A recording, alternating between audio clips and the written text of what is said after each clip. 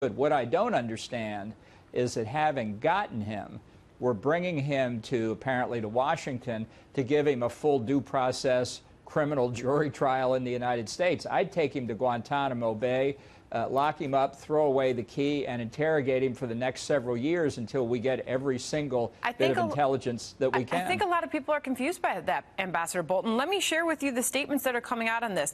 President Trump, our memory is deep and our reach is long, and we will not rest in our efforts to find and bring back the perpetrators of these heinous attacks in Benghazi and bring them to justice. We also heard from Attorney General Jeff Sessions saying the U.S. will continue to investigate and identify all those who were involved in the attack, and we will hold them accountable for their crimes.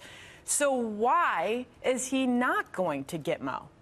Yeah, I think it's, I hate to say this, but it is a continuation of the Obama administration policy of treating these terrorist attacks under the law enforcement paradigm. It's like knocking over the local drugstore. You arrest the perpetrator, try him, convict him, and put him in jail after a full due process trial. That's not what happened in Benghazi. It was a terrorist act of war against the United States.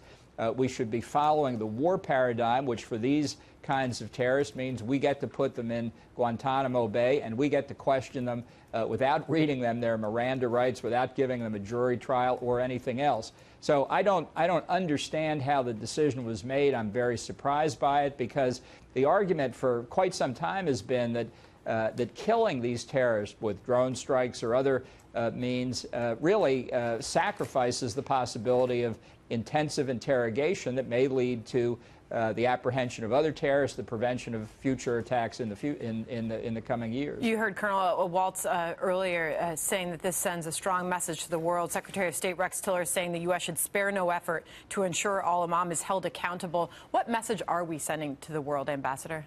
I'm afraid the message is get a good criminal lawyer in Washington for your upcoming trial. I think holding these people accountable means putting them in a place where they're not going to see their friends and relatives for a long time. I think it was a mistake to try and close Guantanamo Bay during the Obama administration. I thought we'd see a change. As I say, you can talk about bringing these people to justice, but it's not the same as a criminal justice kind of prosecution. These people were committing acts of war against the United States, and that's the way we should approach handling them.